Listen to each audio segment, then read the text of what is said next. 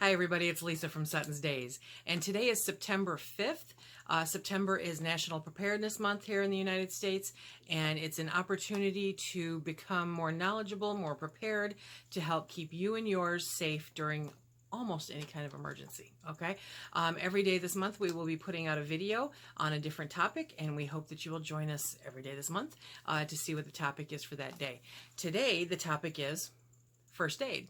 So I've put together short list of, I think it's roughly eight things that we need to pay attention to, and some will, be for you, and some will be for somebody in a different area, and maybe some will be for most of us. But there are at least a couple in here that are location dependent. Okay, so I hope that everybody gets a little something out of this. Okay. The first one, and what I'm doing with this list is I'm not going to tell you how to do any of it. Okay, you guys remember our emergency where Phil decided to cut off his thumb, right? And I was mortified to find out that the person that came in the house to get the first aid kit used something that wasn't really our first aid kit because nobody knew where it was. So I went out of my way. Okay, ready for that one? This is the first aid kit, which you can't read backwards, right? But it's this tote, and this tote has gotten filled because of Phil. Okay, so now we have one of those ear things that you check on. We've got all kinds of, we've got little rubber protectors for his thumb, all kinds of bandages, and there is this first aid kit. It's a very basic first aid kit. I will leave a link for it in the description box below. It has come in handy. We are using the things that are in it, and I'm trying to make sure to refill them. Over the course of time, you'll find products that you do or don't like better than others, and had I prepped this properly, I'll give you a link for this too. It's called Meta Honey. This stuff is a miracle worker. It really, really is. We used it the entire time that Phil's thumb was healing, and then he injured his big toe, and we used it on his big toe, and it made a massive, massive difference in the amount of time that it took to heal. Now these are tube gauze bandages, okay? And these are absolutely incredible. Again, I'll put a link in the description box below. I'm trying to find the applicator because it's buried in here. There's an applicator that goes with it. This is kind of embarrassing. Okay, so there's an applicator that goes with it. The people at the emergency room, when he cut off his thumb, were so sure that I was going to try to steal the one that they had, that they took it out of the room. Okay, so you put the tubular gauze bandage over this, and you put the end down here, and you put your thumb in there, right? And then what they did is they held the bandage here, they pulled this up, they twisted it, put it back down again. You hold the bandage again, bring it back up, and clip. Okay. We simplified it. We just went down and up, and it is I'm in love with these things. Absolutely in love. I was in awe. Momentarily in the emergency room, I kind of forgot that my husband was missing part of his thumb because I was just so in love with this applicator. It's like the kind of thing that I'd always been looking for, because you're not putting that pressure over the wound. You're encompassing it without actually putting pressure on it. It's a beautiful thing. So I'll put links for all the things I just mentioned in the description box below because I highly, highly recommend them. But we've added all kinds of things. I mean, we're getting up there in age. Okay, so, there's blood pressure cuffs, and there's you know what I mean? Okay, and there's all kinds of stuff that we have slowly but surely built up into our first aid kit. Is it anywhere near where I want it to be? Not even close. I will also put a link for the first aid kit of my dreams in the comments section below, or in the description below. And that's one that I really, really hope to obtain by the end of the year. And that is a much bigger, more encompassing first aid kit, okay? But the things that I have written on my little list here are things that I hope will prompt you to look into them, to possibly sign up for classes or to read to learn, to how to do these and how to address these.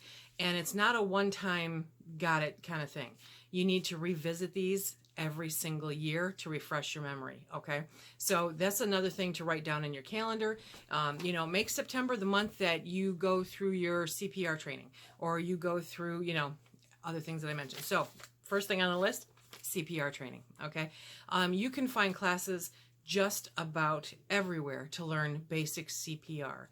It's a wonderful thing to know, no matter what you do for a living, if you do anything for a living, whether you're at home all the time or whether you work with the public. At some point or another, there's a fair chance that it may be a skill that will save somebody's life. Okay, so I highly recommend that you get out there and learn how to do CPR. Get your training, get your certificate. People of all ages can do this. They really can, and it could seriously save somebody's life. Okay, another basic first aid thing to learn is how to deal with bleeding. When people bleed, there's different severities of bleeding. Just as an example, my friend Dennis is a plumber, and he reached up wrong in a space that he wasn't paying attention, and he put the palm of his hand over a roofing nail and brought it down before he realized what was going on. And he actually, he thought very quickly. He could not get the bleeding under control. He thought very quickly, put some kind of, absorbent material over the wound, and then duct taped his hand very tight. And then he went to the emergency room, and all the people in the emergency room were duct taped. Why did you do that? Why did you do that? And then the minute they pulled it off, it started bleeding again. They're like, oh, I get it. He's like, just needed to get the pressure on the wound. Things like that. That was quick thinking. That was super quick thinking. And that could have been something that seriously saved somebody's life at some point. So you need to learn about bleeding and the different ways to handle bleeding on different parts of the body. I mean, you've all heard, if you watch movies, you know that, the head, when you get a head wound, it bleeds extremely heavily, even though it might not be a really bad injury, but you just don't know until you know. You don't know where the arteries are. You don't know where the veins are. And if you hit them in a certain way, you don't know how serious it is. And so it's something really important to check into. And that, honestly, I'm not going to negate doctors or, actual training, but I do believe to some extent you can learn some of that on the internet. There's different places to do it. So just a cursory, so that in case of emergency, if you happen across a plumber who puts his hand over a roofing nail and rips his hand wide open, you know what to do. Okay. Burns. Who here hasn't dealt with some kind of burn? And you need to be able to react quickly, and you need to be able to react properly, because putting the wrong thing on a burn could actually make it worse. Okay, so you definitely want to look into burns. You want to look into the severity of burns and how to treat them depending what is going on. If it's a simple burn like, ooh, I rubbed up against the cast iron skillet, or if it's a serious catastrophic, second degree burn, something like that, how to handle it until you can get to a trained, professional, or if there are no trained professionals, how you can handle it. So that burns are something that you want to look into. Blisters. Would you believe blisters? Blisters can actually kill you. I kid you not. Let's ask Phil about his toe. Okay.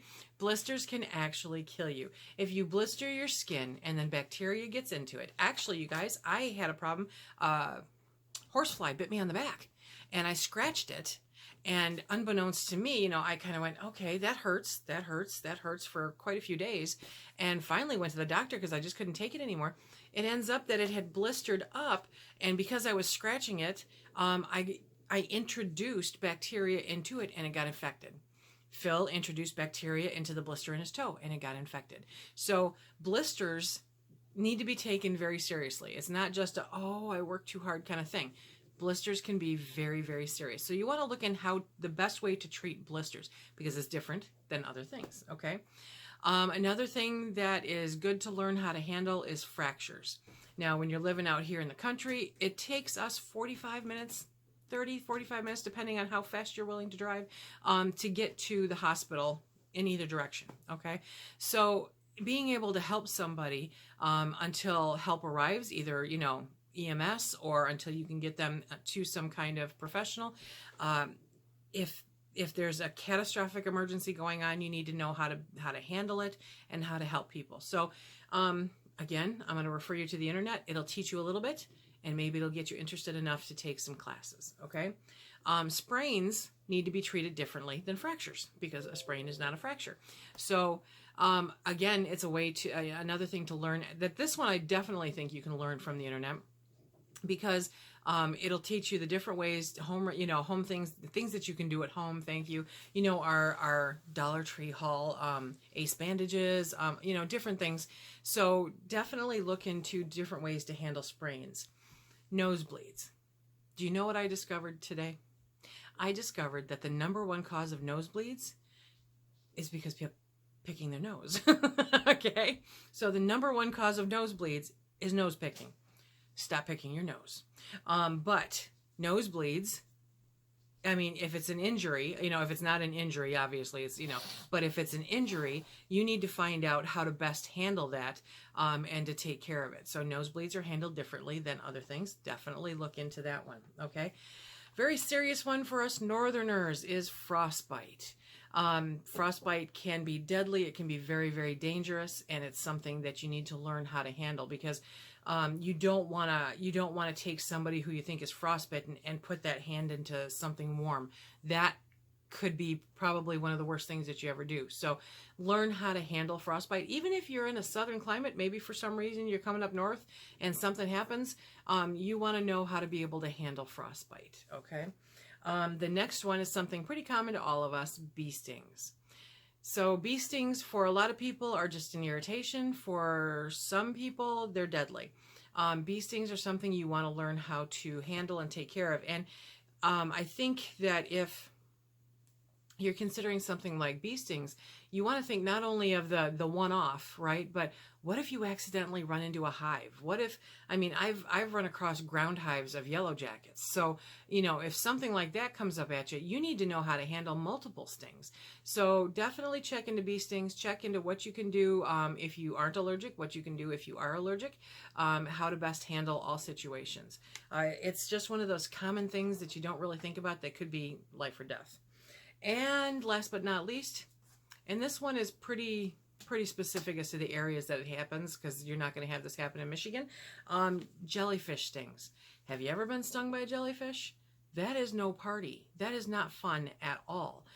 So there are actually ways to help people who have been stung by jellyfish. And if you are on vacation, or if you're, you live someplace where it's warm and possibly you are in the ocean, jellyfish stings are very, very possible. So you want to learn what you can do to minimize the impact of a jellyfish sting should you get one.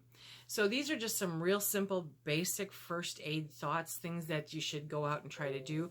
And there's so much more. I could not, in a month's worth of videos, talk about enough things about first aid, and I don't know enough to talk for a month to where it would benefit us all, tremendously.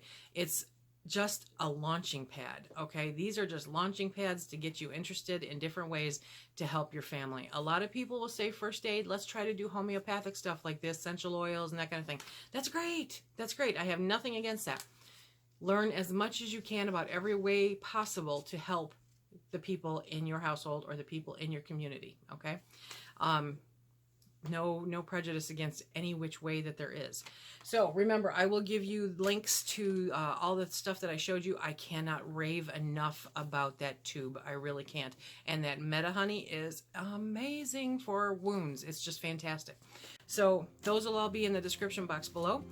Remember, if you like what we do here, please hit that like, subscribe, and share. Check us out on Instagram and Facebook. Of course, there's all the links down below to check out. And until next time, be safe.